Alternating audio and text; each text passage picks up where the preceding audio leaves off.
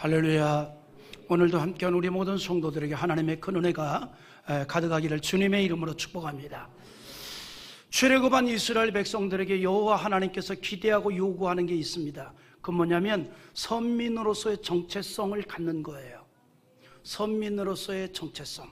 무슨 말이냐면 하나님께서 열방의 여러 민족들 가운데서 인간 구원을 위한 통로로 삼기 위해서 아브라함의 후손을 택하였단 말이죠. 그리고 그 후손이 민족을 이루게 했고 그 민족을 선민으로 삼았다는 겁니다. 하나님의 선민. 그래서 선민으로서의 정체성을 갖도록 요구했던 겁니다. 다른 민족하고는 다른 민족이 되어야만 했습니다. 그 일을 위해서 하나님께서 그들에게 하나님의 말씀을 주신 것입니다. 하나님의 말씀. 여러분, 이스라엘 백성들이 다른 민족과 다른 것은 딱 하나입니다. 첫째, 하나님이 그들을 택했다는 것이고, 두 번째, 그들에게는 다른 민족이 갖고 있지 아니한 하나님의 말씀이 있다는 거예요. 하나님의 말씀. 그 하나님의 말씀을 통해서 선민으로서의 정체성을 갖추라는 겁니다. 그걸 잊어버리지 말라는 겁니다. 하나님의 말씀을 통해서 거룩한 백성으로서의 모습을 이루어 가라는 거죠. 이 원리는 우리에게 그대로 적용이 됩니다. 우리는 예수님의 보혈의 은혜로 거룩한 백성이 되었습니다. 그래서 구원받았습니다. 생각만 해도 감격스럽고 기쁜 일 아니겠습니까? 하나님의 자녀 되었습니다. 거룩한 백성이 되었습니다. 여러분, 우리가 거룩한 백성이 되었다는 것은 영적으로 세상 사람과 다르다는 얘기예요. 우리는 세상 사람과 영적으로 완전히 다릅니다. 완전히 다르다. 그리고 그 완전히 다른 선민으로서의 거룩한 백성으로서의 하나님의 자녀로서의 정체성을 우리가 가져야 한다는 거예요. 그것이 뭐냐? 세상 사람에게는 없는 것을 우리가 갖고 있습니다. 하나님의 말씀입니다. 우리의 가슴 속에는 항상 하나님의 말씀으로 가득히 채워져야 되고, 우리의 생각은 하나님의 말씀의 지배를 받아야 하고, 우리의 삶은 하나님의 말씀을 통해서 인도받을 수 있어야 한다는 거죠. 이것이 바로 선민의 정체성을 갖은 자의 모습이라는 겁니다. 거룩한 백성을 바로 이런 백성이라고 말하는 거예요. 여러분, 성경적인 맥락에서 볼 때 거룩은 하나님의 속성이고 모든 성도에게 요구되는 삶의 방향이고 모습입니다. 우리 레위기 11장 44절 한번 읽어보겠습니다. 나는 여호와 너희의 하나님이라. 내가 거룩하니 너희도 몸을 구별하여 거룩하게 하고 땅에 기는 길 짐승으로 말미암아 스스로 더럽히지 말라. 하나님 여호와가 이렇게 말씀합니다. 나는 거룩한 자니 나의 자녀된 너희도 거룩한 자가 되라. 이 거룩한 말의 뜻, 이 거룩이라는 단어의 뜻이 뭐예요? 분립됐다 이 말이에요. 분리됐다, 나누어지다, 깨끗하다 이 말이에요. 구별되다는 거예요. 뭐예요? 세상 사람하고 분리되다 이 말입니다. 세상 사람하고는 다르다 이 말이에요. 추구하는 것이 다르고, 삶의 목표가 다르고, 삶의 정신이 다르고, 살아가는 이유가 다른 거예요. 다르다 이 말이에요. 구원받은 하나님의 백성들이 교회로 모여 하나님의 뜻을 이루어 갈 때 우리가 보여야 할 모습이 바로 뭐냐? 거룩이라는 거예요. 다르다는 거예요. 우리는 먹든지 마시든지 다 하나님의 영광을 위해서 합니다. 학생들이 공부를 하는 것도 하나님의 영광을 위한 거고, 직장 생활하는 것도 하나님의 영광을 위한 것이고, 어마무시한 돈을 버는 것도 하나님의 영광을 위한 것이고, 목적이 다르다 이 말이죠. 추구하는 바가 다르다는 거예요. 오늘 말씀이 그걸 우리에게 말해주고 있습니다. 우리는 화평함과 거룩함의 조화를 이루고 살아가는 거예요. 우리는 이 땅을 살아갈 때 그냥 사는 자들이 아닙니다. 화평을 이루며 살아가야 되고, 거룩함을 이루며 살아가야 되고, 그리고 이것이 조화를 이루어야 한다는 거예요. 우리는 누굽니까? 천국을 소망하면서 살아가는 자들이잖아요. 그리스도인들은 뭐냐면 천국을 소망하면서 살아가는 자들입니다. 그런데 여러분, 천국에는 속성이 있습니다.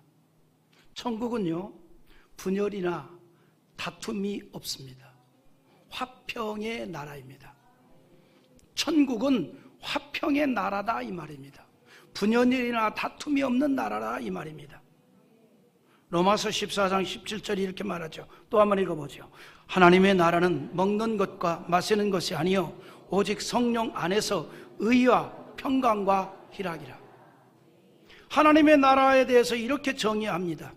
하나님의 나라는 성령 안에서. 이 말이 무슨 말이에요? 여러분, 하나님의 백성들의 특징은요, 성령으로 충만한 거예요. 그리스도인이 그리스도인 되는 것은 성령으로 충만할 때입니다. 교회가 교회 되는 것은 성령으로 충만할 때입니다. 하나님의 나라 천국은 성령 안에서 의와 평강과 희락이랍니다. 여러분, 일반적으로요, 사회적으로 성공한 사람들의 몇 가지 특징이 있습니다. 그 중에 하나가 뭐냐면 관계성 형성이 잘 되는 사람들이에요. 여러분, 똑똑한 사람이 사회적으로 성공하는 거 아닙니다.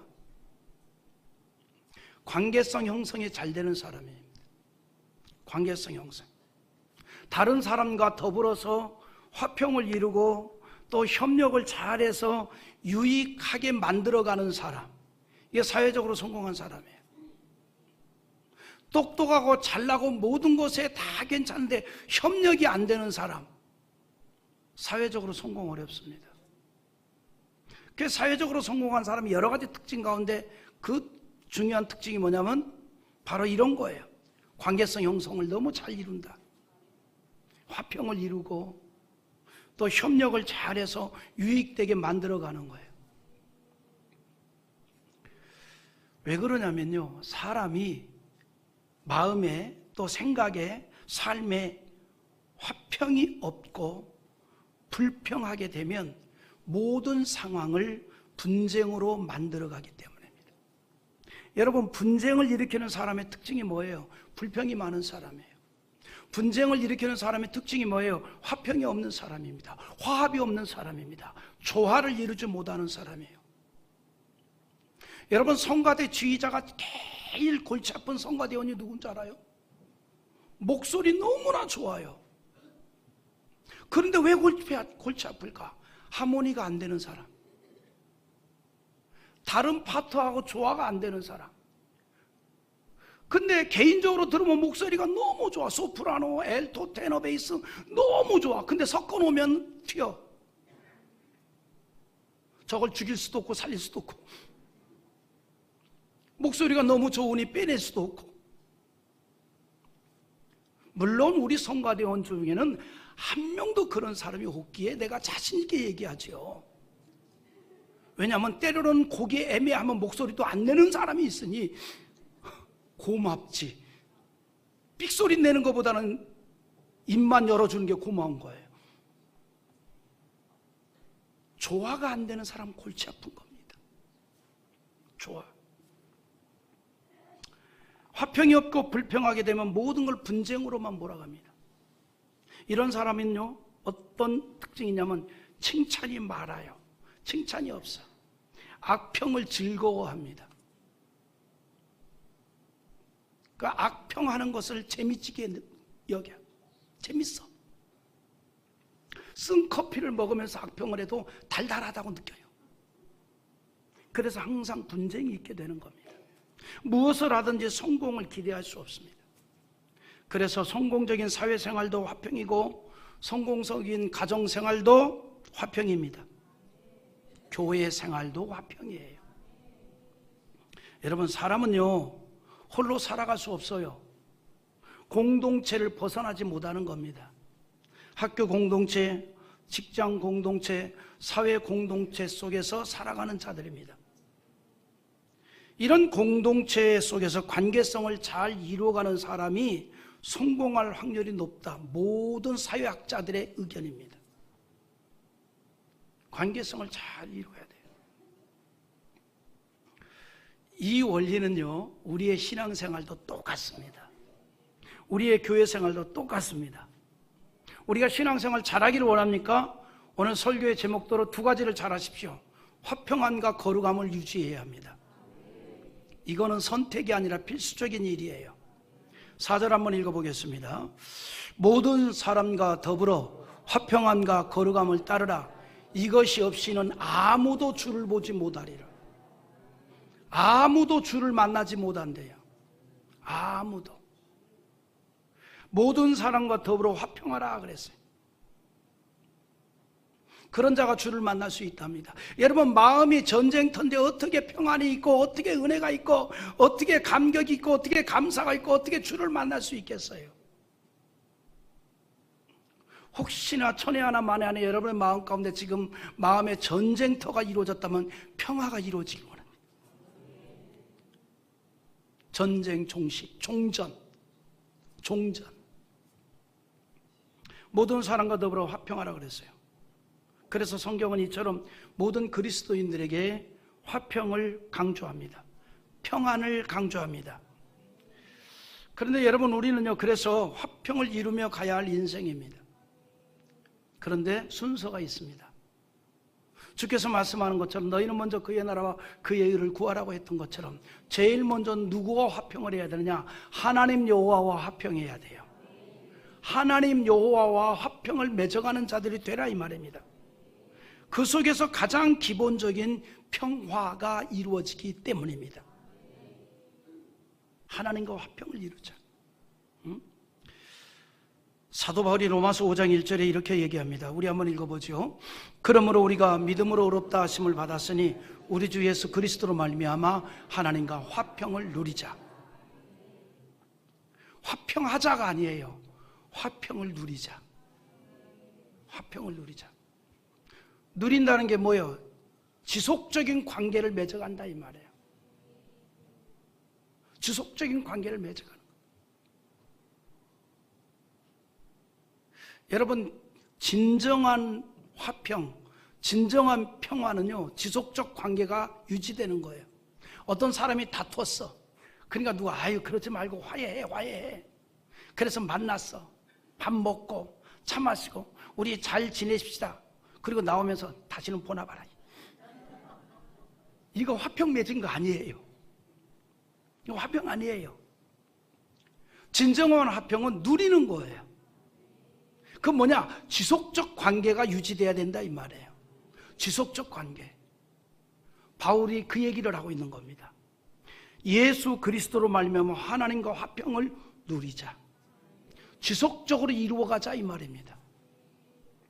하나님께서는 예수 그리스도를 이 땅에 보내어 상실된 화목의 관계를 회복시켜 주었습니다. 우리는 이러한 사실에 힘입어 하나님과의 화평을 이루고 교제가 이루어지고, 이게 신앙생활이에요. 신앙생활이란 하나님과 날마다 교제가 이루어지는 거예요. 지속적인 교제, 지속적인 나눔이 이루어지는 겁니다. 우리는 이러한 사실에 힘입어서 하나님과 날마다 화평함이 이루어지기를 주님의 이름으로 축복합니다. 이처럼 하나님과 화평을 이루는 것은 뭐냐? 하나님의 은혜를 소망하는 사람들에게 가장 기본적인 일이에요. 가장 기본적인 일. 우리가 하나님과 화평이 이루어지지 아니하고 그 어떤 것도 기대할 수가 없습니다. 우리가 마음의 문을 활짝 열어 예수 그리스도를 영접을 하고 성령으로 충만하고 하나님의 관계가 아름다워지는 것을 통해서 신앙생활이 유지되는 거예요. 그럴 때 우리가 말씀을 들어도 은혜가 되고 찬양을 할 때 은혜가 되고 그런 거 아니겠습니까? 우리가 하나님의 은총을 기대하고 하나님의 축복을 기대한다면 우리는 하나님과 날마다 화평의 은혜가 이루어지기를 기대합니다. 하나님과 화평한 인생이 또한 하나님의 복을 받기 때문입니다. 하나님과 불화하고 하나님의 복을 기대할 수 없잖아요. 기대할 수 없잖아요. 그러므로 하나님의 은혜와 축복을 기대하는 자에게 대하여 이렇게 말합니다. 화목하라. 하나님과 화목하라. 여러분, 우리가 주일 예배를 드리는 것도 뭐예요? 하나님과 화목하는 마음으로 나온 거 아니겠습니까? 하나님과 원수 맺으려고 싸우려고 나온 사람 아무도 없어요. 하나님과 화목하려고 나왔어요. 그래서 마음을 열어서 입으로 찬양하되 마음을 담아 찬양하는 거 아니에요. 말씀을 받을 때 아멘 하는 거 아니겠습니까? 이런 자에게 하나님의 은혜가 임하게 되고 하나님의 축복의 역사가 나타난다는 겁니다. 그래서 욥기 22장 21절에 너는 하나님과 화목하고 평안하라 그리하면 복이 내게 임하리라. 믿습니까? 하나님과 화목하면 평안이 오고요, 거기에 하나님의 복이 임한다는 겁니다. 여러분, 하나님과 화목한 사람은요, 폭탄이 터지는 상황에서도 평안할 수가 있는 거예요. 사도 바울이 그래서 복음을 전하받아 붙잡혀 빌립보 감옥으로 끌려 들어갔었는데 그 속에서도 평안했잖아요. 하나님을 찬양하고 있었잖아요. 그리고 기도했습니다. 기적이 일어났잖아요. 때문에 우리를 향하여서 하나님께서 말씀합니다. 화목하라, 그리고 평안하게 되리라. 이건 명령이고 선언입니다. 우리의 인생을 복주시기 원하시는 하나님의 마음이라 이 말입니다. 우리가 하나님과 화평하기만 하면 하나님은 우리 인생을 크게 복주시는 줄 믿습니다. 그러므로 우리가 하나님의 복을 받고자 한다면 제일 먼저 하나님과 화평하기를 힘써야 한다는 거죠. 내가 하나님의 복 받는 인생, 하나님의 복으로 가득한 인생이 되기를 원한다면 다른 것보다도 먼저 어찌하면 하나님과 화목할까? 어찌하면 하나님과 교제함을 누릴까? 여기에 제일 먼저 관심을 두어야 한다는 겁니다. 종교개혁자 마틴 루터가 한 말이 있습니다. 신앙이란 뭐냐? 하나님과의 바른 관계다 그랬어요. 신앙이란 뭐냐? 하나님과의 바른 관계가 신앙이라는 거예요. 하나님과 바른 관계는 하나님과 화평과 화목을 통해서 이루어지게 되는 겁니다. 우리가 진심으로 관심을 가져야 할 문제는 바로 이거예요. 하나님과의 바른 관계입니다. 어떻게 하면 하나님과 바른 관계를 맺을까? 어떻게 하면 하나님과의 바른 관계를 유지해 나갈까? 이것이 우리가 관심을 가져야 될 일이라 이 말입니다. 그래서 우리가 하나님과의 바른 관계를 맺어가는 일에 방해되는 것은 다 제거하고, 그래서 거룩함을 이루어 나가는 거예요. 때문에 신앙의 가장 중요한 게 뭐냐면 하나님과의 바른 관계를 위한 화평과 화목을 지켜나가는 겁니다. 이렇게 하나님과 교통하고 화평을 이루기를 힘쓰면서 두 번째로 우리가 힘써야 될 게 있습니다. 나와 만나는 모든 사람과 화목해야 돼요. 우리 옆에 있는 분들에게 인사 한번 합시다. 잘 지냅시다. 네, 할렐루야. 우리 항상 잘 지내기를 원합니다. 나와 함께 만나는 모든 사람들, 나와 함께 신앙생활하고 있는 사람들, 나와 함께 사회생활하는 사람들 화평해야 돼요. 잘 지내야 된다 이 말입니다.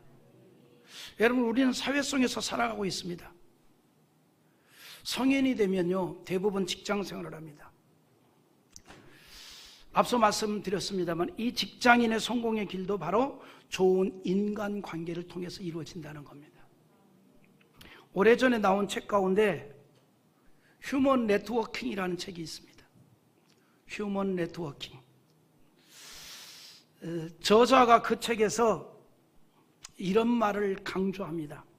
우리는 태어나면서부터 언제나 네트워킹하며 서로 돕고 성장해 나간다. 태어나면서부터 죽는 그날까지 우리는 언제나 네트워킹을 통해서 서로 돕고 성장해 나간다는 거예요. 그래서 인간을 사회적 존재라고 하는 겁니다.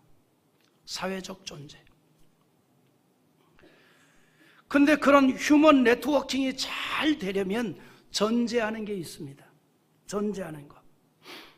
이 저자가 여기에서 한 말인데 뭘 전제하느냐? 주는 자가 얻게 된다는 철학이에요. 주는 자가 얻게 된다는 철학. 주는 자가, 베푸는 자가. 휴먼 네트워킹이 잘 되려면 내 마음을 닫아서는 안 되고 열어야 되고 베푸는 자가 되라는 거예요. 마음을 주어야 되고 경우에 따라서는 물질도 나누어야 되고. 여기에 아멘이 안 나오네. 네? 그래 휴먼 네트워킹이 잘 된다는 거예요. 주게 되면 얻게 된다는 이 철학을 강조했습니다. 그런데 사실은 주는 자가 얻게 된다, 주는 자가 잘 된다는 이 철학은 이미 예수님께서 성경을 통해서 말씀하신 교훈이고 가르침입니다. 누가복음 6장 38절 한번 읽어볼까요? 같이 봅니다. 누가복음 6장 38절. 예, 시작. 너희에게 줄 것이니 곧 후이되어 누르고 흔들어 넘치도록 하여 너희에게 안겨주리라. 너희가 헤아리는 그 헤아림으로 너희도 헤아림을 도로 받을 것이니라. 아멘.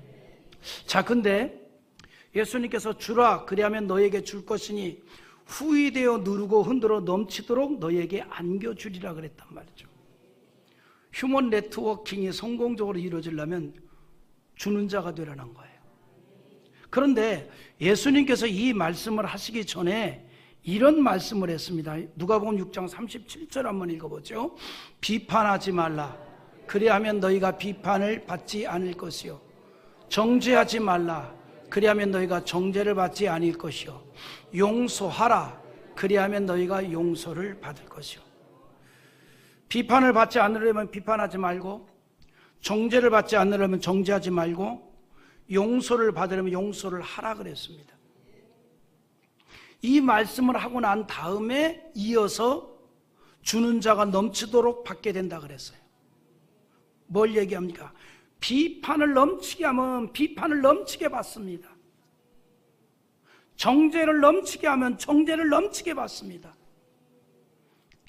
그러나 사랑과 관용과 은혜를 넘치게 하면 사랑과 관용과 은혜를 넘치게 받는 줄 믿으시기 바랍니다. 사랑받는 자 되기를 원합니까? 사랑 많이 하세요. 박수 받는 자 되기를 원합니까? 박수 많이 치시기 바랍니다. 여기에 하나님의 은혜가 있는 거예요. 내가 상대에게 행한 대로 받게 되는 것입니다. 내가 상대에게 행한 대로. 여러분, 그래서 이런 말이 있잖아요. 야인들이 하는 말, 선수가 선수를 알아본다고 교만한 놈이 교만한 놈을 쉽게 알아보고요, 거들먹거리는 사람이 거들먹거리는 사람 쉽게 알아보고요, 고집이 센 사람이 고집이 센 사람 쉽게 알아보고요, 그런 사람들끼리는요 조화가 잘 안 돼요.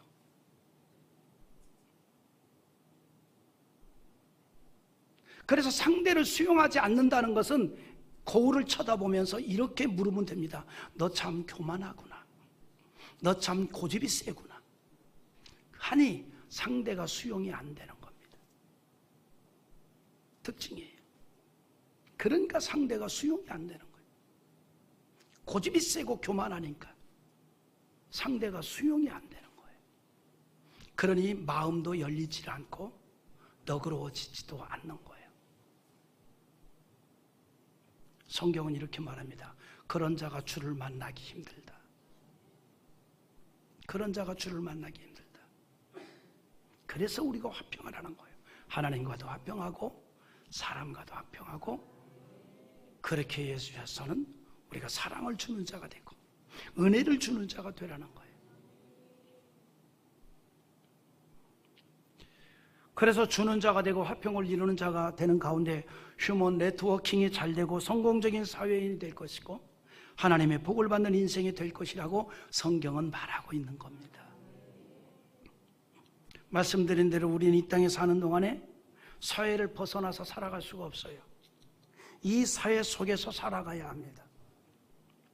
예수님께서도 우리에게 뭐라 그랬습니까? 세상의 소금이요 세상의 빛이라고 말씀했습니다. 세상에서 벗어난 소금이고 빛이 아닙니다. 우리는 사회 속에서 살아 있어야 합니다. 이 사회 속에서 인간관계를 맺어가야 한다 이 말이에요. 사람들이요 대부분 나이가 들면 들수록 후회하는 것들이 있습니다. 저도 마찬가지예요. 후회하는 것들이 참 많습니다. 큰 권력의 자리에 있던 사람도, 많은 돈을 가진 사람도 후회합니다. 그런데 후회하는 공통적인 것들이 있습니다. 나이가 들면 하는 대부분의 후회가 인간관계에 대한 후회입니다. 부모로서 자식에게 좀 더 잘하지 못한 것 후회하고, 배우자에게 잘해주지 못한 것 후회하고, 늙으신 부모님에게 잘하지 못한 것 후회하고 다 인간관계에 대한 후회입니다. 그래서 그런 후회를 줄이면서 살아가는 게 지혜입니다. 여러분, 나이 들어서 죽을 날이 임박할 때 뭐 투자 잘 못한 거, 뭐 돈 잘 벌지 못한 이런 거 후회 안 해요. 전부 인간관계 후회입니다. 혹독하게 며느리를 그냥 막 했던 시어머니 며느리 손잡고 아가 미안하다 그러지. 내가 논밭이라도 물려주지 못해서 미안하다 이런 말 안 해요. 다 인간관계에 대한 후회입니다. 인간관계에 대한 후회. 저희 어머니가 굉장히 센 분이거든요. 돌아갔을 때까지도 목소리가 천청했어요. 근데 지금도 저는 그 센 목소리라도 꿈에라도 한번 들렸으면 좋겠는데 안 나타나는 거예요. 그 센 목소리를 좀 듣고 싶은데. 개인적으로 저는 어린 시절 어떤 것 때문에 참 안 좋아하고 저 5살에 미국을 보내버렸단 말이에요. 그래서 다시 왔는데 한 2년 있다가 또 보내버렸단 말이에요. 이렇게 마음이 안 좋다고. 그래도 그 센 목소리를 좀 듣고 싶어도 안 들려. 여러분, 나이가 들수록요 후회하는 게 다른 거 아니에요. 모질게 한 걸 후회합니다. 우리로 말하면 천국에 들어갈 시각이 가까울수록 더욱 그래요. 그래서 모질게 했던 것에 후회되는 마음이 생기면 늙어간다는 것이고, 그 후회가 점점 더 강해지는 건 천국이 가까웠다는 얘기입니다. 우리가 하나님을 신뢰하는 신앙으로 살아가고 있다는 것은 먼저 여러분 하나님과 화평을 하는 거예요. 잘 지내는 거예요. 두 번째는 사람들과 화평하는 거예요. 잘 지내는 겁니다. 이렇게 하나님과 사람에게 화평을 힘쓸 때 하나님의 자녀로 인정을 받는다는 겁니다. 마태복음 5장 9절에 화평케 하는 자는 복이 있나니 저희가 하나님의 아들이라 일컬음을 받을 것이며 그랬어요.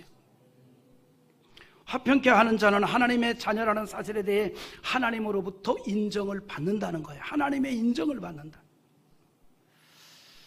여러분, 우리는 하나님의 자녀거든요. 그런데 우리가 하나님의 자녀라는 인정을 받을 때 하나님께서 부끄러운 가운데 인정하는 것이 아니라 기쁨으로 인정하는 하나님의 자녀가 되기를 원합니다. 히브리서 11장 16절에 이런 말씀을 해요. 한번 같이 읽어봅니다. 그들이 이제는 더 나은 본향을 사모하니 곧 하늘에 있는 것이라. 이러므로 하나님이 그들의 하나님이라 일컬음을 받으심을 부끄러워하지 아니하시고 그들을 위하여 한 성을 예비하셨느니라.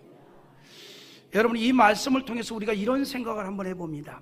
하나님께서 우리를 바라보시고 생각하기를 우리의 하나님 되신 것에 대해서 부끄럽게 여기실 것이냐 아니면 기쁘게 여길 것이냐. 만일 하나님이 우리를 바라보고 우리의 하나님 된 것에 대해서 부끄럽게 여기신다면 얼마나 안타깝겠어요. 그런데 오늘 하나님께서 우리를 보시고 하나님 되신 것에 대해서 전혀 부끄럽게 여기지 아니하고 오히려 우리가 들어갈 천성을 준비하고 예비하신다고 한다면 얼마나 기쁜 일이고 감격스럽겠느냐 이 말이죠. 우리는 하나님께서 부끄러워하실 자들이 아니고 기뻐하는 자들이 되기를 원합니다. 그러기 위해서 우리가 하나님과 사람과 더불어 화평한 자 되기를 바랍니다.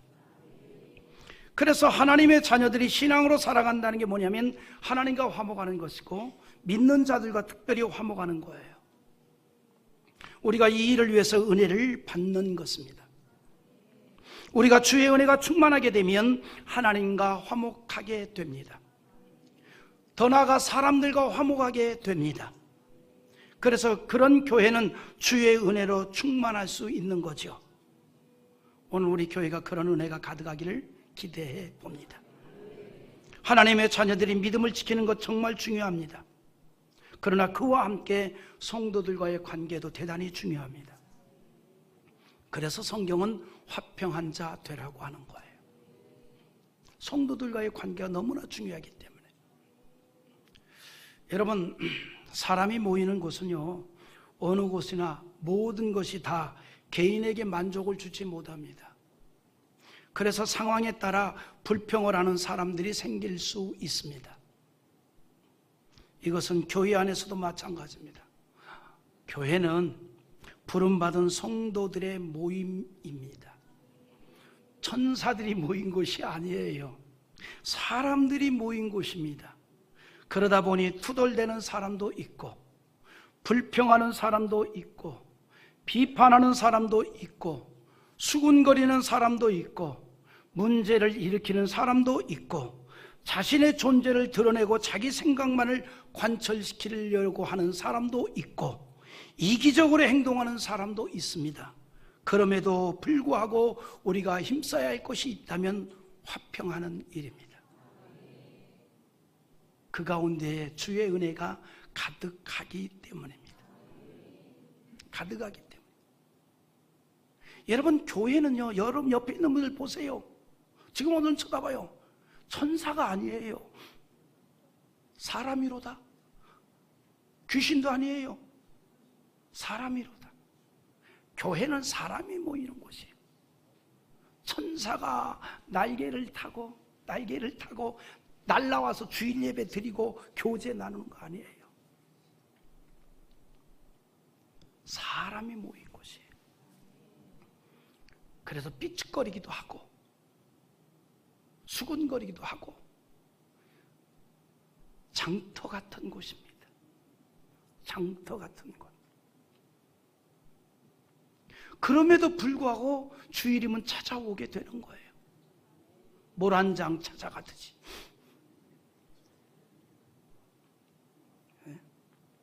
우리는 화평에 대해서 관심을 기울여하고 노력해야 합니다.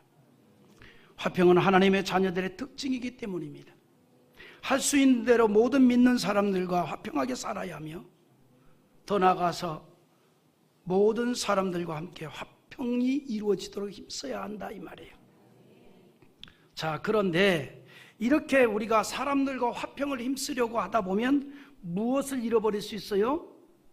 여러분, 직장 생활을 할 때에, 또 사업을 할 때에 예수 안 믿는 사람들과 화평을 힘쓰려고 거기에 계속 몰입하다 보면 뭘 잃어버려요? 신앙인의 정체성을 잃어버릴 수 있어요. 그렇잖아요. 회식을 하면 내가 너무 더 잘 놀아. 노래방 가면 노래를 더 잘해. 그리고 소맥은 내가 더 잘 말아. 웃는 사람 다 아는 사람들이네. 소맥이 뭐예요? 내가 너무 즐거워. 이렇게 화평을 이루다 보면 뭘 잃어버리냐? 그리스도인으로서의 정체성을 잃어버릴 수 있어요. 하나님의 자녀로서의 정체성을 잃어버릴 수 있어요. 그래서 화평함과 함께 거룩함을 이루라는 거예요. 이걸 조화를 이루라는 겁니다. 우리는 화평해야 돼요. 그러나 거룩도 이루어야 합니다. 이 거룩은 그래서 신약 성경에서도 믿는 자들을 향해서 요구하고 있잖아요. 베드로전서 1장 15절과 6절 우리 한번 읽어봅니다. 오직 너희를 부르신 거룩한 이처럼 너희도 모든 행실에 거룩한 자가 되라. 기록되어 있을 때 내가 거룩하니 너희도 거룩할지어다 하셨느니라. 아멘. 거룩은 앞에서 말했듯이 분리되고 구별되다는 뜻입니다. 성경에서 말하는 거룩은 세상으로부터 구별되는 것을 말합니다. 우리는 영적으로 세상 사람들하고 구별된 신분을 가진 자들입니다. 마귀의 권세 아래 사는 사람들이 아니라 하나님의 권세 아래 사는 하나님의 백성입니다. 세상 사람들하고는 생각이 다르고 가치가 다른 인생을 사는 거예요. 레위기 11장 45절이 이렇게 말하죠. 같이 봅니다. 나는 너희의 하나님이 되려고 너희를 애굽 땅에서 인도해낸 여호와라. 내가 거룩하니 너희도 거룩할지어다. 할렐루야. 하나님께서 거룩을 명령하였어요. 명령. 화평함과 거룩함을 이루지 못하면 성경은 아무도 주를 보지 못한다 그랬습니다. 우리가 신앙생활을 하면서 하나님을 만나고 체험하는 산신앙이 되어야 하는데, 그러기 위해서 우리는 화평함과 거룩함의 조화가 이루어져야 한다는 겁니다. 그 일을 위해서 마지막으로 우리가 생각할 게 있습니다. 은혜를 받아야 합니다. 은혜로 충만해야 합니다. 은혜를 받아야 돼요. 그러므로 성경은 이렇게 말합니다. 하나님의 은혜에 이르지 못하는 자가 없도록 하라 그랬어요. 이 말을 바꿔서 말한다면 은혜를 받지 못하는 자가 없도록 하라는 거예요. 내가 은혜 받는 일에 방해되는 쓴뿌리가 있다면 뽑아내라는 겁니다. 15절을 우리 한번 또 읽어보겠습니다. 너희는 하나님의 은혜에 이르지 못하는 자가 없도록 하고 또 쓴뿌리가 나서 괴롭게 하여 많은 사람이 이로 말미암아 더럽게 되지 않게 하며. 아멘. 오늘 본문에서 말하는 이 쓴뿌리는 하나님의 은혜에서 떠나게 하는 것들을 말합니다. 하나님의 소중함을 잊어버리게 하는 것들을 말합니다. 그래서 우리가 에서와 같은 인생이 되지 말고, 하나님의 복을 뺏긴 에서와 같은 인생이 되지 말고 하나님의 복을 받는 인생이 되라는 겁니다. 여러분, 우리의 신앙생활이 날마다 하나님의 은혜로 충만한 가운데 하나님과 화평하고 사람들과 화평하고 그 가운데서도 거룩함을 지켜 조화를 이루는 가운데 하나님의 기쁨이 되고 하나님의 복을 받는 우리의 삶이 되기를 주님의 이름으로 축복합니다.